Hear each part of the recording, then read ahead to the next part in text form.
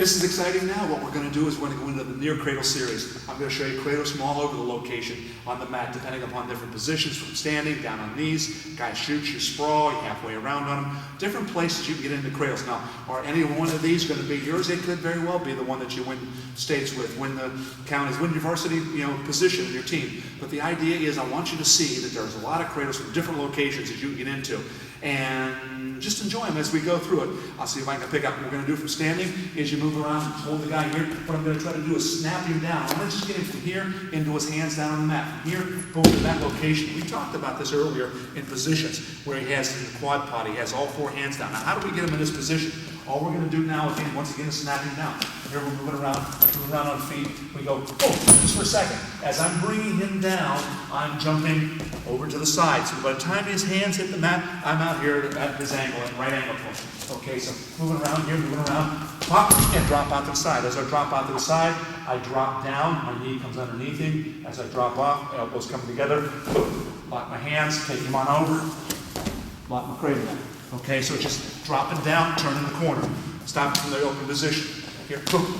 So I get his head down, I'm turning the corner and dropping into a near cradle. Okay, we're down on the mat. If I'm riding the guy as an example, maybe I have my leg hooked in here. Leg hooked in, I'm trying to chop him down. Leg hooked in, step one. Step two, elbow on the back of the head here, over here on the other side. Hand, elbow on the other side, left ear. Right elbow, left ear, here. I'm going to take my left hand, go on the inside of his hip. Right on the inside of the hip bone, there's a little divot on the inside. I'm trying to get my thumb in under that divot on the inside of the hip bone. I'm pushing the hip away, taking the leg back, pulling the head to me from here to here. As I push this away, you heard him go, oh, and I get him in this position. Push and drop down in your cradle. Okay, referee's position, riding here, hang on. I go over top, right elbow to his ear, up here. I come away, hip goes in, thumb goes underneath the hip. I'm pushing the hip away, taking the leg back around. Here, drop down into my cradle. I can head inside, roll that way, or I can sit in underneath him and take him down over his back. Got the leg already hipped, caught here. Figure four, hands in, elbow up, straighten my leg back. Okay, so we can do that.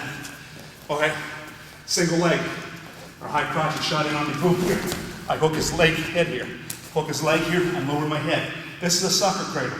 This is something that coaches go, oh, I don't know if we got kids that can do this one. Maybe you can, maybe you can't.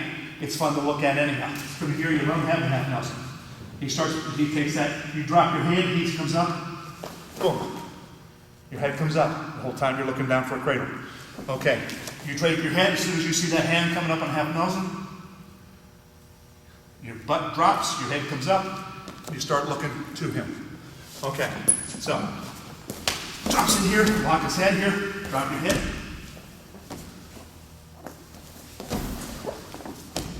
Okay, into a cradle. Is that something you want to try? Coach your team to do? No, but you're going to have that one kid that likes these different positions. Again, I'm trying to show you cradles that can occur from here, almost anywhere. Defensively, if I'm sitting down, he's in a crab ride. Okay, here's one where, if I'm in a defensive position, and he's being ridden here. He's got me to crab. What I want to do is I want to lean him on one side and cradle to the other side. They're going to end up at the bottom leg cradle in this. When I'm fighting here, I want to put my hand down on one side. The other hand is going in underneath the leg here, and I'm turning my palm up. So I lean away to get a gap, hand goes in, palm up. When my palm's up, now I'm going to use this arm to lift up as I'm scooting my hips down and away. I'm trying to pin myself on the mat between his legs here. Now, I'll never get down that far. The key is I want to get my head lower than his head. Right now, his head is here, my head is here. We're about the same level. I want to get to here. So my head is below his head. When I get to here, match is over. I just got to lower myself that much. So from here, lean away, get my arm in here. I'm picking this leg up. It's not going to move. But what it does do is allow me to slide down. Once I've slid down, the other hand is going straight up in the air, and then I take his head off of that arm. It's a bam. And I'm going that away. Okay? From here, hips come up, hand goes that way, turn, lock my hands, pop your head up, and you're in the cradle. here, locking in here, fighting him here on the crab. He turns away, gets here, turns his palm up. As soon as he drops down here, his head's below mine. Right now, I'm in trouble. Hand comes up, boom. He turns this way, pops his head out, and he got bottom leg cradle, and over he goes. Okay. So, one of the things we can do from the down position is being ridden. Okay. Now, half Nelson. If I turn him over with a regular half Nelson, okay, and I catch him here somehow, and I start driving him over, and I catch him in this position. Now, not a bad half Nelson, something I can live with, absolutely. But a half Nelson will pin half the people half the time. Half Nelson will pin half the people half the time. It's not near as deadly as a cradle. So I take a half Nelson situation. I have what I call my head high. I'm on this side of the arm. So I'm high half Nelson. My head is on this side, it's a low half Nelson. Head high or head low half Nelson. Head high here, what I do is I just throw the arm over and get it to a head low half Nelson. Once I get a head low half Nelson, I let him start letting him come back to his base. He starts coming back to his base, freeze, see where he put his leg right here next to his head. It's easy to drop down, lock your hand to the cradle now, and take him back over, getting your leg hooked in. Okay, arching on your cradle. So on our half Nelsons, we go from a head high half Nelson to a head low half Nelson, and then we turn that into a cradle. I'm not giving up really the half Nelson, I'm just taking something and making it much better from where I was, head high to head low. Okay, he took a shot on me. I did a really good job sprawling. Here, his head's on the outside, and I've got it flattened out, and I'm trying to get behind him. He's hanging on to my leg here. It's really, really, really difficult to get him off that leg in a good man. You know, maybe 20 seconds to go, I'm losing by a point. If I get behind, I win. If he hangs on, he wins. He's going to let me bloody his nose, his mouth. I'm going to work on his face, trying to get back here. I'll be ripping on his hands. And if it's really tough, he's going to be going 20, 19, 18. He's counting the seconds down till he has the state championship. And I'm not going to get him off this leg. So what we're going to do is we're not going to attack the head. We're not going to attack the hands. We're going to turn it into a cradle. Okay, I'm fighting here. He's hanging on. I get him flattened out. He wants the leg. I give him the leg. I take my right leg. I say, here, you can have the leg. As soon as I give him the leg, I take the other foot, I step over and hook his foot. I can't hook here and keep my leg straight unless I'm a gymnast and I've got really good flexibility and a full, I can be down to a full split, which I can't anymore. Okay, so from here, give him the leg, step over the leg. Give him your leg, step over the leg. Once you step over, my hand is in the crotch, I'm pulling the leg to me, I'm scooping the leg with this foot. Scoop and pull. I drop down, and if I have to go a leg under leg cradle, I can do that. If I can get in here, I take a regular near cradle. He still has his hands locked, that's fine with me. He still has his hands locked, that's fine with me. He still has his hands locked, I don't care. Okay, the rest of it go 2, 1, 2, and start counting backwards. So, I'm in on a single leg, my head's on the outside, I'm hanging on here, trying to win this match right here and now. And he's fighting, trying to get this. All of a sudden, he lets me have the leg, that gives him an opportunity to get the leg.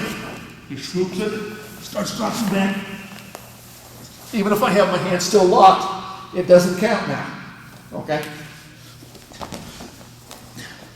So, different ways of getting into it. Stretched out, single leg, in the sprawl position. Okay, if we go far ankle, far knee, I'm in referee's position. Okay, from here, a breakdown. If I take far ankle, far knee, and I'm controlling his left leg is responsible for what time?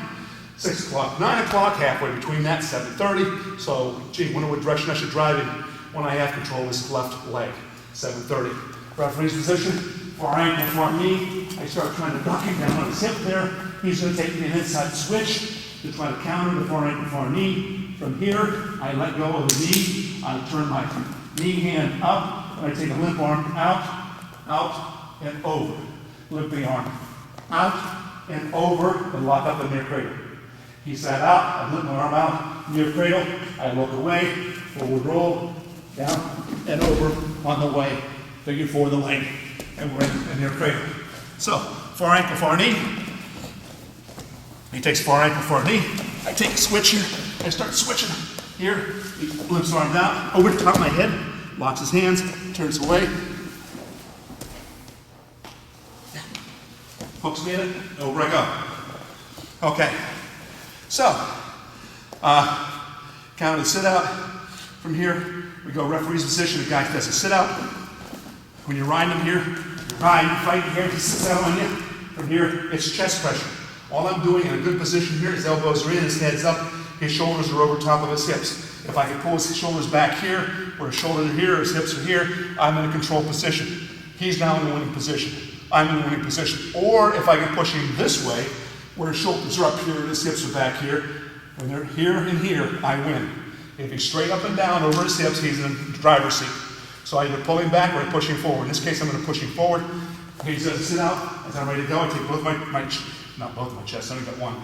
From here, chest pressure forward, boom, I pull both my hands out, and I spin out to the side, and the knee comes through, reach down, lock my hands. Far cradle. Pull him on back slowly, pull him on back slowly, or he's going to take that momentum and out of there. Under, lock my hands and get at the head. Hands at the head. All your cradles should be locking your hands at his head. Okay, chest pressure forward, we go the other way. Chest pressure, spin, and near cradle. Now from this near cradle, I'm doing forward roll out of this. We've already covered those two. Okay, so sit out, chest pressure forward. He can come out this way, far side cradle. He can spin out this side, take a near cradle, and forward roll, and come out there. Okay, behind standing, front trip. If I'm behind standing, somehow I ducked under, arm dragged in, he did a stand up, I got him trapped here, I'm bumping here. I'm going to try to knock him down to the mat. He doesn't want to go down. As I come out and I bump him here, he's going to drop down to all fours just for a second. This is another position, not another position we've been into a lot so far today for you, okay? So behind standing, I'm trying to knock him down, he's saying no, he puts his hands down for a second, I drop off and drop down, I lock my hands in a cradle. So we came out of the behind standing position, I knock him from there, whoa, into this position for a second, he's got his head close to his knee, we drop off to a near cradle. Okay, if I have a picked up single on him, here, and I'm fighting, trying to pop here. From here, do you know how to throw a whizzer, where the guy has his arm around you? Put a whizzer on, and throw the whizzer. Okay, get pressure on the whizzer. We're gonna do the same thing to a single leg. Up here, I'm fighting here, instead of trying to trip him and work here, I'm just gonna turn my back to him. And I'm gonna throw this arm. This is an arm now. I have a whizzer on his arm. It's really his leg, but let's call it an arm. So I turn my back to him, and I throw the whizzer. That throws him down because I have pressure on him. We're down into a very similar situation in a tripod versus a quad pod, but now all I'm doing is driving, boom, and locking into a near cradle. So, from a single standing, throw a whizzer, make him lose his balance, put his hands down on the mat, and as soon as he puts his hands down, we're attacking out of that into a whizzer. Okay, he takes a shot on me. I sprawl, boom, here. I have chin, I reach down and get his wrist, chin and wrist. Sprawl here, instead of head in the hole where we have the elbow here, chin and wrist. And I duck under here and I sit. Keep my weight off the mat. Keep my weight off the mat. Here. And on the way over, I turn it to a near cradle. So, okay. I shot sprawled, boom here, he hits my chin, he got my wrist. I start fighting here, he ducks it, takes me on over, turns it to a bottom leg cradle. I'm sorry, top leg cradle, and over I go. So, we do that. Referee's position. This is a good, happens every now and then. You can go into optional start. Okay? The only time you go, bottom guy, he's set. Referee goes, okay, freeze the position, top man, get down. Okay, I'd like to go optional start, Mr. Official. Okay, wait a minute, bottom guy, we're gonna go optional start up above. Okay, top man, go ahead. What am I gonna do on an optional start? Cut him loose. He knows it, I know it, everyone knows it. It's the only reason why you do that. So, if I'm standing here, I know he can spin this way or spin the other way to turn to face me. Okay? He has 180 degrees to go one way or the other. If I'm out here on the side, he has a choice of going 270 degrees that way around or turning 90 degrees into me. It's easier just to take the 90-degree route. Okay? I know which way he's going to turn. And he knows I'm going to cut him loose, so he's not looking for something defensively. So I go, and I lower myself down into a position, like down, set, 21, hut, blue. I'm getting ready down, or I'm down in a diving platform, and ready off for swimming. Okay, so option start. I lower myself here. I put my hands on. The referee blows the whistle. We slowly see which way he's turning. He's turning because he knows I'm going to cut him loose and get to this position. So I know which way he's going. He knows what he's going to do. I'm going to cut him loose. He feels safe. Wrong. Called crash cradle. I'm going to crash into him and get a cradle. I do not come down on an angle like this and crash into him. I'm coming from this angle into him, and I'm hitting him sideways and driving him over. I'm not driving him down into the mat. So I lower my level. All right, I'm going to cut him loose. And you might even have your coach go, yeah, cut him loose, Johnny. Okay, coach. Here, tweak, he turns this way, and crash. Crash right into him. And drive him on over. You got your near already. Okay, so referee's position. He goes the opposite start. I understand. He comes down. As soon as he puts his hands on me, and the referee goes, tweak, I'll go this way. And he's driving into me and driving me over. Okay, so being kind to me that he was, he didn't do the crash part of the cradle. He did the cradle. The crash part is, just as the term would suggest, you crash into the guy and knock him down. Okay, if he's on top of me and he's riding me with a pinch on the thigh here and riding me, and I want to dump him off here, I want to take elbow or grab his ankle here and toss him off. I'm going to start stepping up this way and toss him off. And from there, he just drops down to his near cradle. Okay? So you get a guy who's riding on the cast, on the leg here. He's riding here. As soon as I realize he's coming to here, he's going to bring his foot up to toss me off. I just push back and drop off. And now we're down in the near cradle. So as he's reaching back, this is his position. He'll do this, and he'll do that. You can't get the head too much closer to the knee. They'll do that every time. You're going to do a toss-off from the ankle. Okay.